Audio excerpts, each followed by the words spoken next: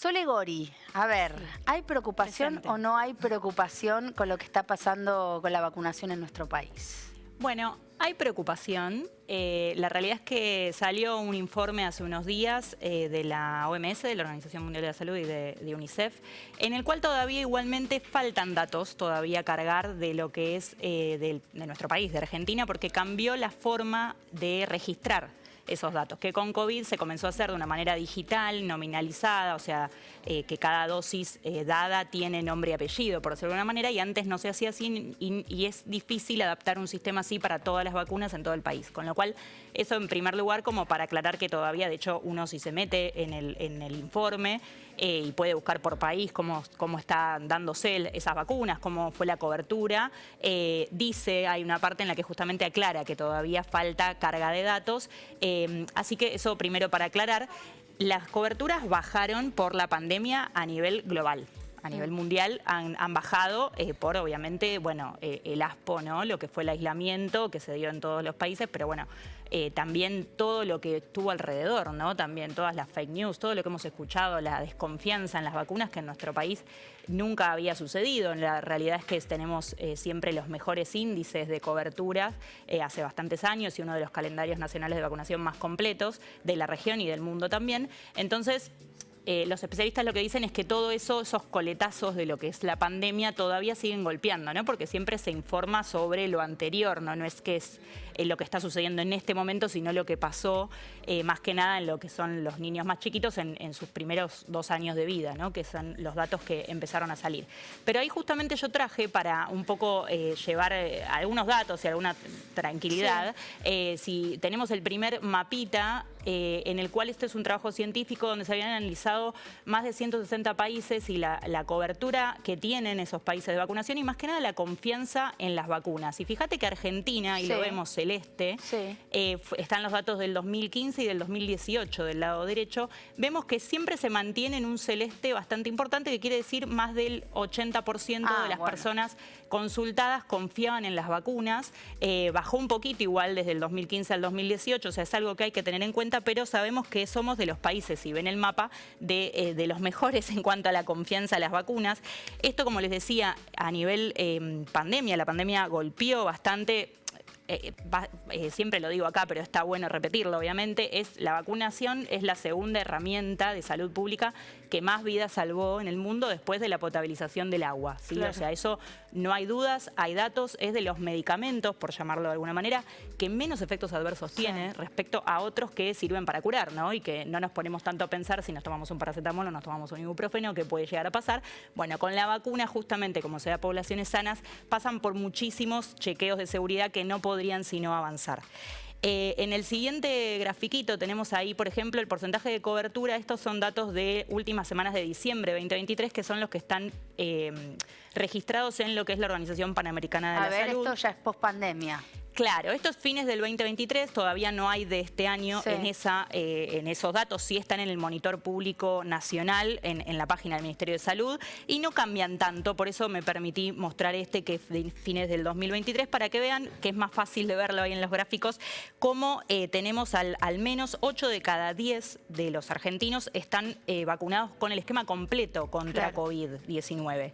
Lo que sí se ve mucho, o se puede ver ahí mismo en ese gráfico, es que lo que baja bastante es el refuerzo. Viste que había que dar, además del esquema completo, primera, segunda dosis, había que seguir dando refuerzos cada 1 año o cada 6 meses, dependiendo si eras grupo de riesgo o no. Bueno, ahí eso sí se ve una bajada importante. 2 de cada 10, por ejemplo, tienen el segundo refuerzo dado hasta esa fecha, ¿no? Hasta diciembre 2023, y no cambió mucho en estos últimos meses. Hay un poco más, pero no cambia tantísimo. Entonces, los 2 puntos flojos que tenemos, y tomo el ejemplo de COVID porque fue como el más loco, por decirlo de alguna manera, ¿no? Los 2 puntos flojos que tenemos en este caso son los refuerzos, como les decía, que además hay datos en los cuales se ve la relevancia de la importancia y la relevancia de los refuerzos, que es que, por ejemplo, tomando un mes, el primer mes del 2023, los mayores de 60 años, si no tenían vacunas o tenían un esquema incompleto, había una tasa de mortalidad de 4 muertes cada 100.000 habitantes. Ahora, los que tenían el esquema completo es 1 cada 100.000 y los que tenían el refuerzo es 0,6 cada 100.000 100.000. O sea, baja casi a la mitad cuando encima tienen el refuerzo. Sí, por más de que sea engorroso, como que los datos Sí. siguen dando cuenta. Pero mi pregunta es, estamos hablando particularmente de esquemas de vacunación de COVID. Bueno, por eso, porque arranqué con COVID para que vieran que en COVID, evidentemente, la campaña de vacunación fue buena, fue bastante buena y exitosa porque la gente se vacunó un montón realmente, pero el segundo punto flojo que tiene son los niños y niñas. Y ahí es donde me acerco a lo que es la cobertura en general y lo que se está viendo de esa bajada a nivel global en el calendario de vacunación, más que nada en lo que son los más chicos, en las vacunas que tienen en los primeros años de vida. En el gráfico siguiente que tenemos, y ya es el último que les muestro, ahí se ve, por ejemplo, cómo en los niños, son las primeras dos barras que ven azules y naranjas, cómo se ve que tienen una baja de cobertura en lo que es la vacunación de COVID los más chicos, ¿sí? Con lo cual eso ya se ve en esta, que lo tenemos mucho más presente, COVID, que en otras vacunas del calendario. Quizás el que no esté en el calendario también es un tema, porque de hecho especialistas de la Sociedad Argentina de Pediatría piden, por ejemplo, que esté en el calendario nacional de vacunación. Y por creemos que es la falsa percepción de seguridad, ¿no? Siempre se habló mucho de que el COVID era una enfermedad de gente de riesgo y gente grande. Pero ¿qué pasa si vos vacunás a todos y no vacunás a un sector de la población con la vacunación, que sabemos que es una solución colectiva a un problema que puede parecer individual, y que está esa inmunidad de rebaño que tanto hemos escuchado, ¿no? Que protegemos a otros? ¿Qué pasaría o qué crees que pasaría si dejamos un sector sin vacunar? Claro. Bueno, no, que funcione para la propagación. Sí, podría haber un reservorio de virus, por ejemplo, ahí, en niños, ¿sí? Además, la tasa de mortalidad, salió un artículo hace muy poquito de acá Argentina, que donde comparan justamente qué pasa con niños pequeños, para que justamente ahí lo que evaluaron es que los vacunados versus los no vacunados, si había mortalidad o no, y se vio mortalidad en niños también. Eso salió hace muy poquito, es un trabajo de acá, de científicos argentinos, con lo cual no están exentos de la mortalidad.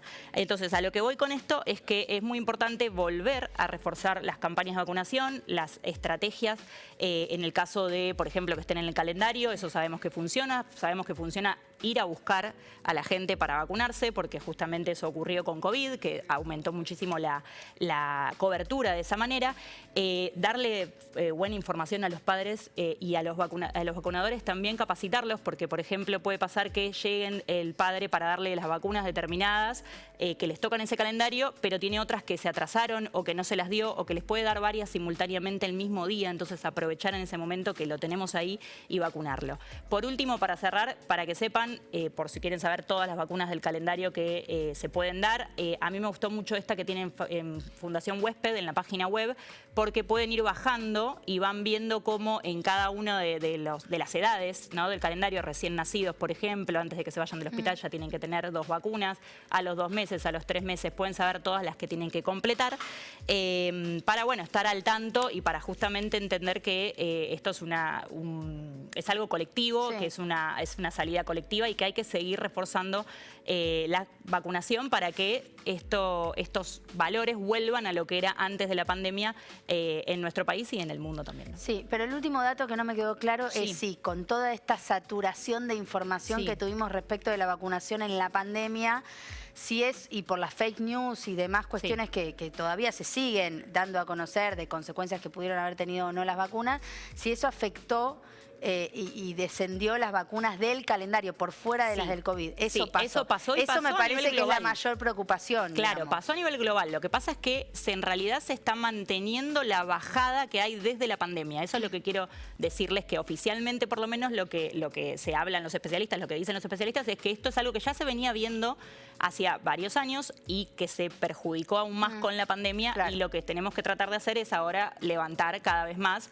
Y bueno, y los niños siempre es el problema más fuerte, ¿no? En ese primer año de vida o esos 2 primeros años de vida, el acceso que tengan a los vacunatorios, que puedan ir, obviamente el calendario están cubiertas, ¿no? O sea que son gratuitas en ese caso las vacunas, que lo sepan también y los acerquen a vacunar. Bueno, muy bien. Gracias, Sole, y quédate.